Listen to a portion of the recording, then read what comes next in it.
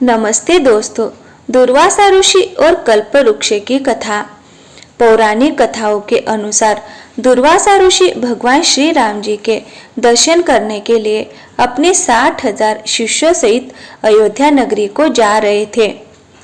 तब रास्ते में जाते हुए दुर्वासा ऋषि ने सोचा कि मनुष्य का रूप धारण कर ये तो साक्षात विष्णु जी ही संसार में अवतीर्ण हुए हैं।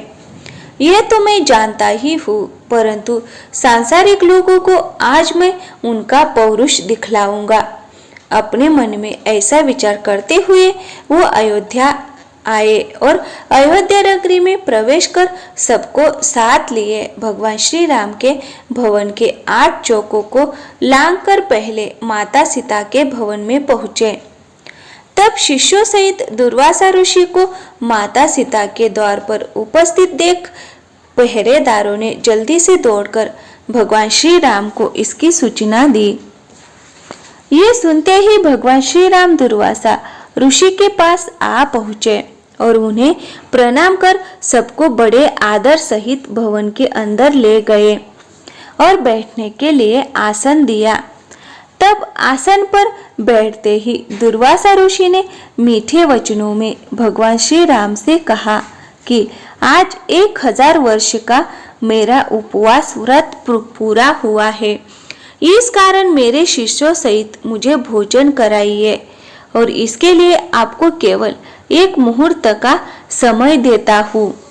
साथ ही यह भी ध्यान रहे कि मेरा ये भोजन जल धेनु और अग्नि की सहायता से प्रस्तुत न किया जाएगा।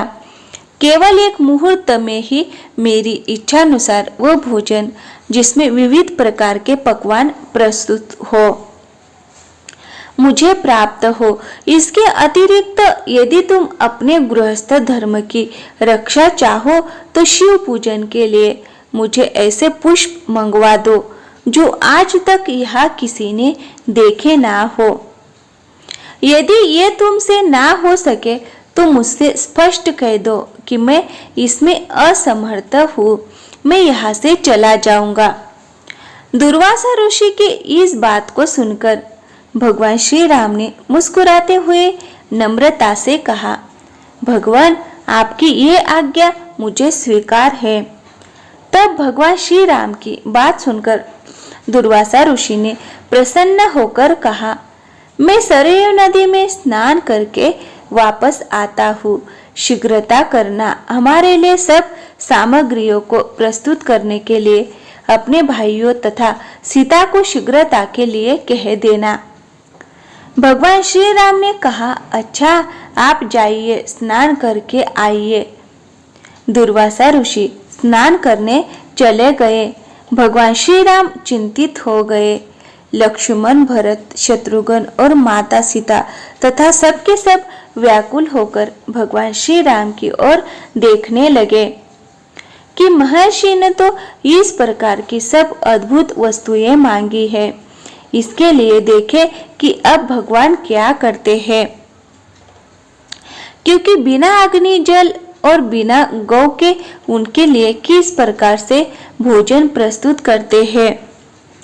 तब भगवान श्री राम ने लक्ष्मण से एक पत्र लिखवाया, फिर उस पत्र को अपने बाण में बांधकर धनुष पर चढ़ाया और छोड़ दिया। वो बाण वायुवेग से उड़कर अमरावती में देवराज इंद्र की सुधर्मा नामक सभा में जाकर उनके सामने गिर पड़ा। उस बाण को देखकर देवराज इंद्र व्याकुल हो गए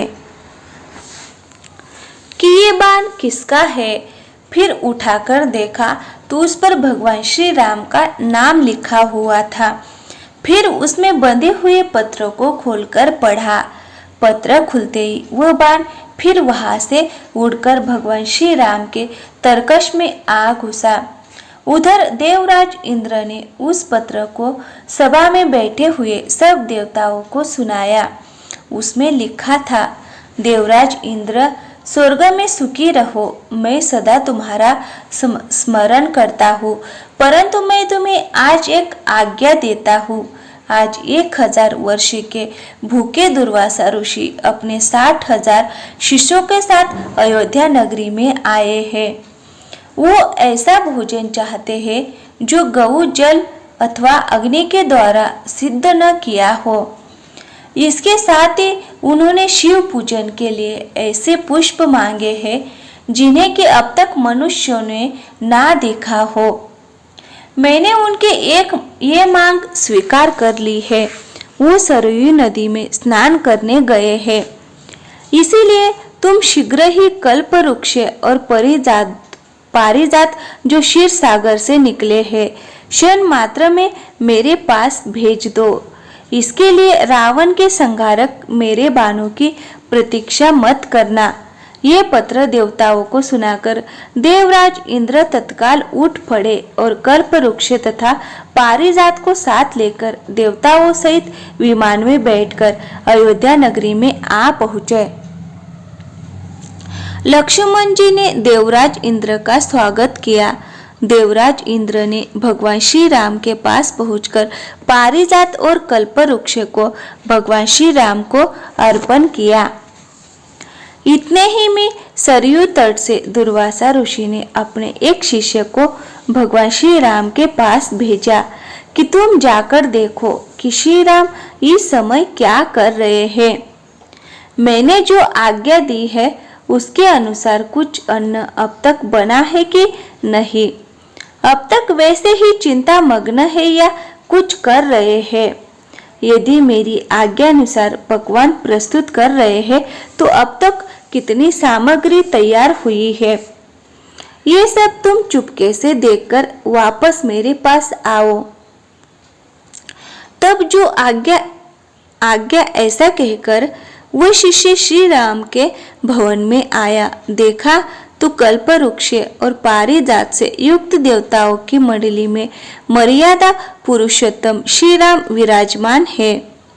ये देखकर उस शिष्य ने शीघ्र ही दुर्वासा ऋषि के पास जाकर वह समाचार कहकर सुनाया।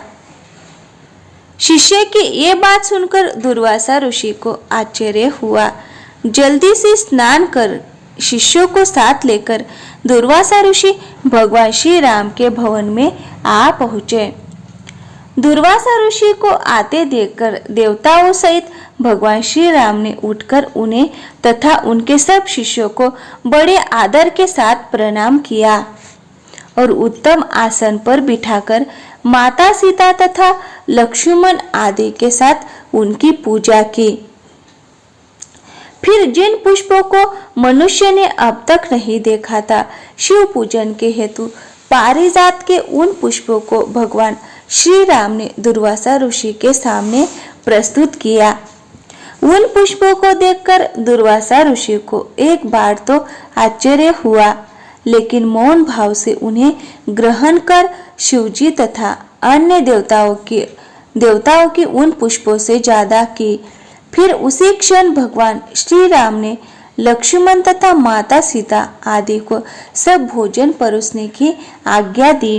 तब दिव्य अलंकारों से विभूषित माता सीता ने कल्प वृक्ष और पारिजात की पूजा कर अनेक पात्रों को लाकर उनके नीचे रख दिया और वह प्रार्थना करती हुई इस प्रकार से बोली कि क्षीर सागर से उत्पन्न होने वाले तथा देवताओं के मनोरथों को पूर्ण करने वाले कल्प वृक्ष आज शिष्यों सहित हमारे यहाँ आए हुए हैं।